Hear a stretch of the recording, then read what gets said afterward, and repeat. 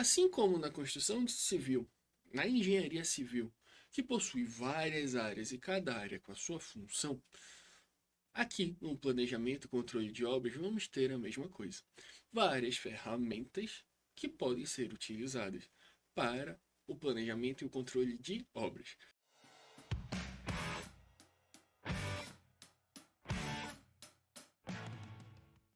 Olá, treineiro! Seja bem-vindo a mais uma aula aqui dos nossos cursos do Minha Treino. Então vamos lá. Hoje a nossa aula vai ser de planejamento e controle de obras, questões comentadas. Eu sou o professor Vitório e vou lhe acompanhar durante essa nossa jornada de hoje, tranquilo? Vamos lá. Então, a nossa primeira questão hoje é da banca Fundatec para o órgão BRDE para o cargo de analista de projetos em engenharia aplicada no ano de 2023.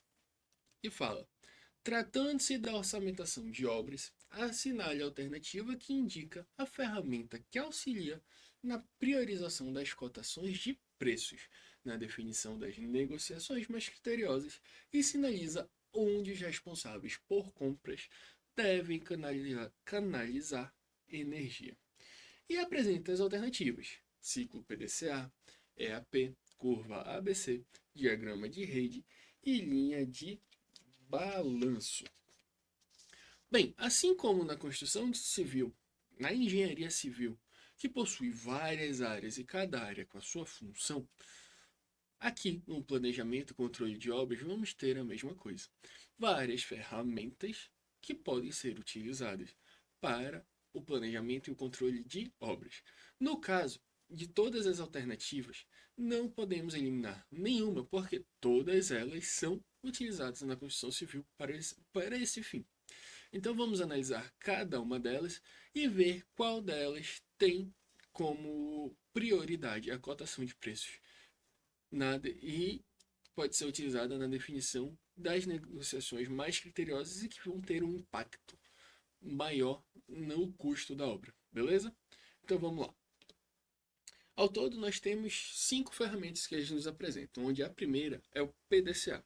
E o ciclo PDCA, ele deriva do inglês e significa, em português, planejar, fazer, checar e agir. Ele é um método interativo de melhoria contínua baseado nessas etapas. Ele pode ser, sim, utilizado no planejamento de obras, como a gente já viu, mas o seu foco é a gestão da qualidade dos processos, a melhoria da qualidade dos processos de forma contínua. Logo, ele não leva em consideração os custos, mas sim o processo. E, com isso, não é a nossa resposta correta. A outra ferramenta que ele nos cita é o EAP, que é a sigla em inglês e em português também, para estrutura analítica de projeto.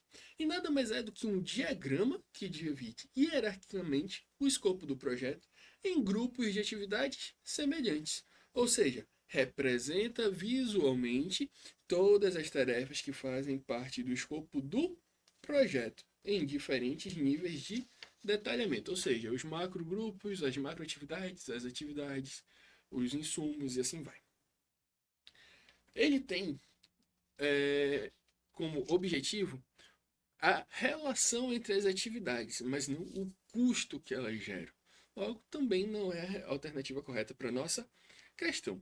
Em seguida, ele fala da curva ABC, também conhecida como princípio de Pareto, e ela basicamente consiste numa ferramenta gerencial fundamentada no princípio 80-20, ou seja, ela identifica estatisticamente quais são os materiais de maior importância ou impacto em termos de preço.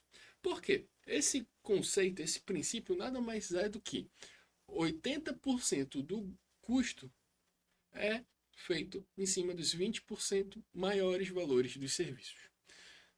Logo, a curva ABC faz sim essa análise de custo e pode ser e é a ferramenta mais indicada para o setor de compras utilizar na hora das principais negociações. Logo, a resposta correta para essa questão é curva ABC. Mas vamos ver as outras duas ferramentas para a gente ter uma análise ampla. A outra ferramenta que ele nos traz é o diagrama de rede. mas ele é mais conhecido como CPM, sigla em inglês para Método do Caminho Crítico.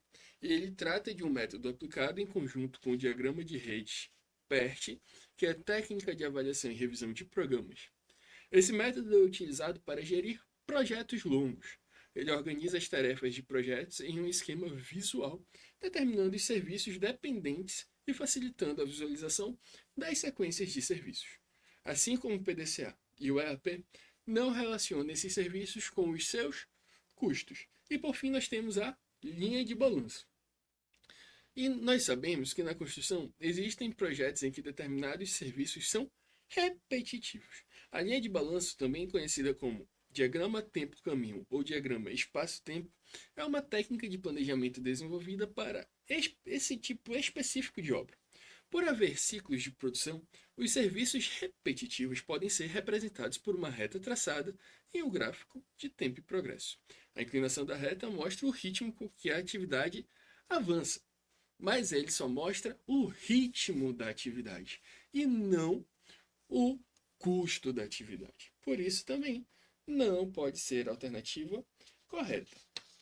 Como nós vimos, a resposta correta para essa questão é curva ABC. Logo, a resposta que nós temos é a alternativa C de casa. Tranquilo? Vamos para a próxima. A próxima questão foi elaborada pela FGV para o órgão ALMA, técnico de gestão administrativa, cargo de engenheiro civil, do ano de 2023. E fala: a figura a seguir mostra a curva ABC dos custos de uma obra de engenharia. E mostra o gráfico. Considerando que os limiares de custo acumulado que delimitam as classes A, B e C são 60% e 90%, respectivamente, o percentual de itens que pertencem à classe B é de aproximadamente. E mostra os percentuais. Bem, a gente sabe que, segundo o princípio de Pareto, da curva ABC, os limiares dos grupos A, B e C são 80, 95 e, por fim, o grupo C representa apenas 5% do total da obra, do custo total da obra. Só que isso daí é variável e depende de cada caso, pode ser alterado. No caso da nossa questão, 80 baixa para 60 e o 95 baixa para 90, não tem problema nenhum. A gente só tem que ter em mente que para resolver essa questão, a gente tem que levar em consideração esses valores e não 80 e 95 como é no princípio da curva ABC, no princípio de Pareto. Tranquilo? Tranquilinho de resolver, só ter atenção a isso. Beleza? Então vamos lá, continuar a resolução. Para a gente resolver essa questão, vamos dar uma ampliada aqui no nosso gráfico. E o nosso primeiro passo vai ser identificar aonde que estão esses dois limiares, o de 60% e o de 90%, que estão exatamente aí onde está mostrado no gráfico. Depois, a gente tem que ver aonde nos 60% representa no percentual dos itens. De acordo com o princípio de Pareto, né? Que fala que 80% do custo é representado por 20% dos insumos. Nesse caso aqui, ele baixou para 60% do custo. Então, a gente tem que ver quantos por cento isso representa dos insumos, beleza? Teoricamente, já que baixou de 80 para 60, então vai dar uma reduzida nesse percentual dos itens, assim como de 95 para 90 do grupo, no final do grupo, bem início do grupo C. A gente vai ter então os três grupos. O grupo A chegando em 60, o grupo B de 60 a 90 e o grupo C de 90 a 100. E em percentual de itens a gente vai ter esses dois percentuais, onde o grupo A vai de 0 a 11% dos itens e o grupo C começa em 34%. Logo, o grupo B está no limiar entre 11% e 34%.